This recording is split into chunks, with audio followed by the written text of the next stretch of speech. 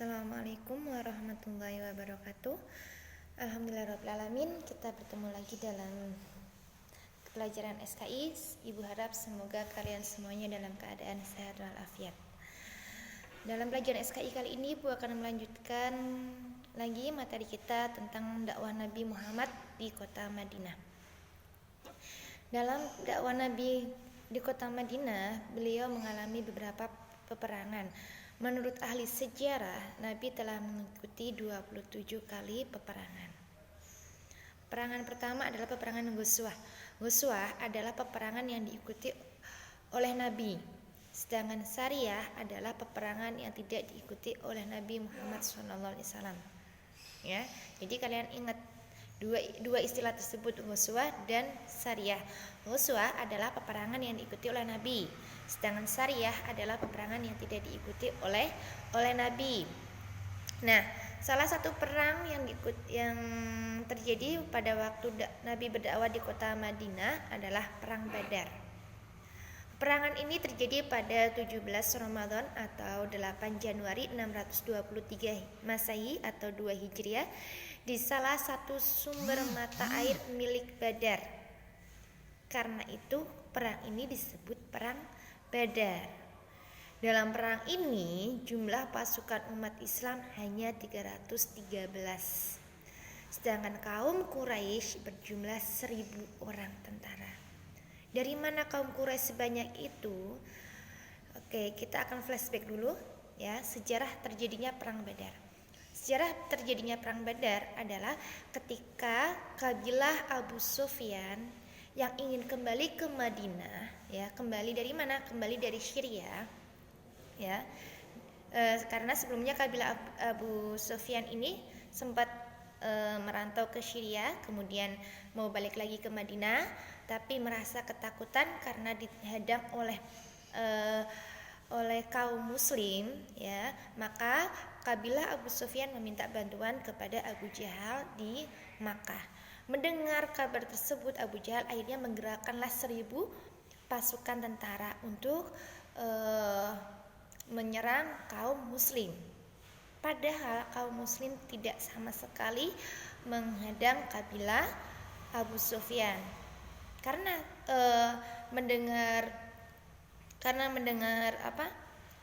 kaum Quraisy akan menyerang kaum Muslim secara mendadak, akhirnya kaum Muslim tidak memiliki senjata seperti mereka.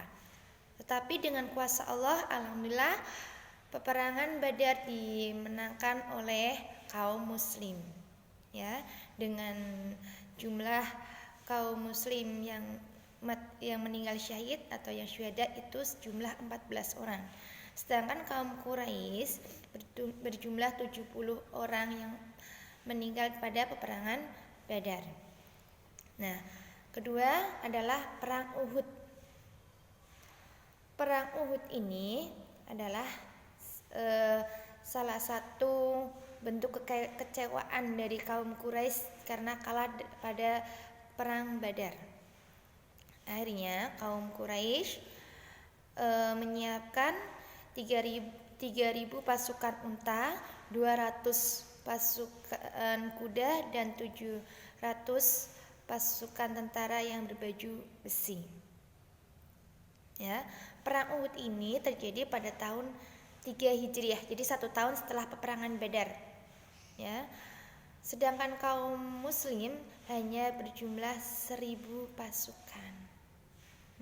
Kabar ini karena sebelum terjadi perang Uhud, Nabi SAW telah mempunyai info terlebih dahulu melalui surat yang ditulis oleh Abbas bin Abdul Muttalib, ya, mengabarkan bahwa kaum Quraisy sedang bersiap-siap ingin menyerang kaum Muslim lagi yang ada di Madinah karena mereka merasa kecewa kalah pada perang Badar. Dalam peperangan Uhud ini, ya, kaum Quraisy yang meninggal sebanyak 25 orang, sedangkan kaum Muslim 70 orang. Salah satunya adalah paman paman dari Nabi Muhammad, yaitu Hamzah bin Abdul Muthalib dan Mus'ab bin Umar. Mus'ab bin Umar ini adalah salah satu pendakwah pertama di kota Madinah. Terus yang ketiga adalah perang Khandaq. Perang Khandaq ini terjadi pada tahun 627 Masehi. Pasukan kafir Quraisy berjumlah 10.000 pasukan tempur dan 3.000 pasukan tentara umat Islam. Atas dasar saran Salman Al-Farisi, Nabi Muhammad memutuskan sistem pertahanan dengan menggunakan parit besar mengitari beberapa kota Madinah. Bahkan Nabi Muhammad turut serta bekerja bersama-sama menggali parit sambil mengatur strategi pertahanan perang. Ya, jadi yang ketiga ini perang Khandaq ini benar-benar Nabi ikut serta bagaimana caranya mempertahankan umat Islam, yaitu dengan membuat parit di sepanjang kota Madinah. Kemudian setelah perang Khandaq selesai, akhirnya kaum Quraisy dan Nabi memutuskan untuk membuat perjanjian, yaitu perjanjian Hudaybah. Perjanjian Hudaybah ini ada 4. Ya. 1, kedua belah pihak sepakat mengadakan gencatan senjata selama 10 tahun. Jadi 10 tahun diharapkan tidak ada peperangan, semuanya benar-benar menyerahkan itu senjata.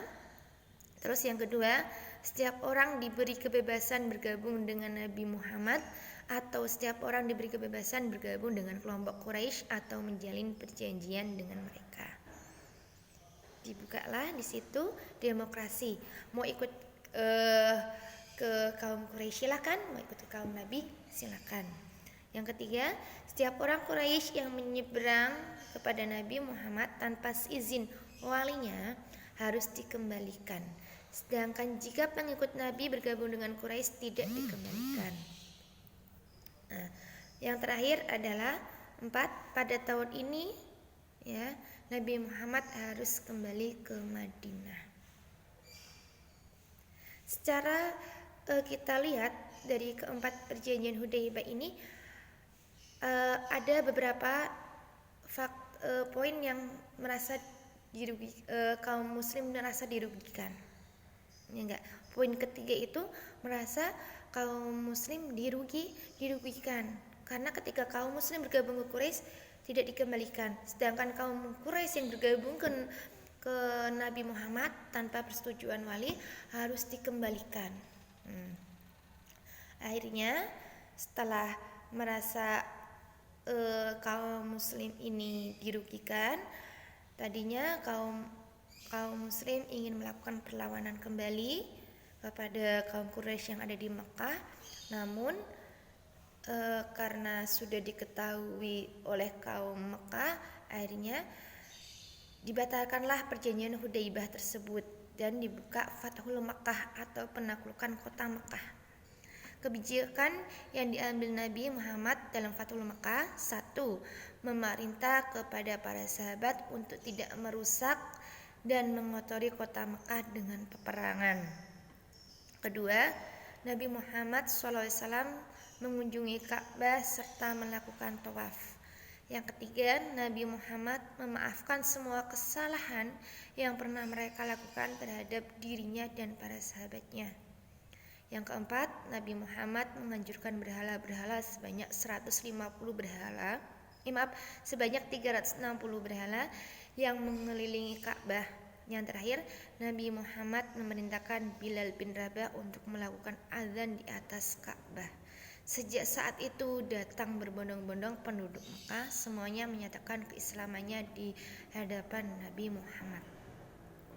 Ya, karena Fathul Makkah ini terjadi dan kenapa Nabi ingin menyerang kembali ke Mekah, karena Nabi sudah merasa lama tidak melakukan ibadah haji ke Mekah.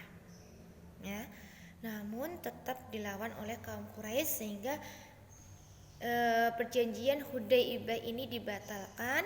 Kemudian kaum Quraisy membuka Mekah, ya, maka adanya perjanjian Fathul Makkah.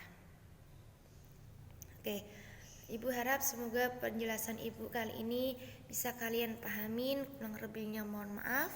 Wassalamualaikum warahmatullahi wabarakatuh.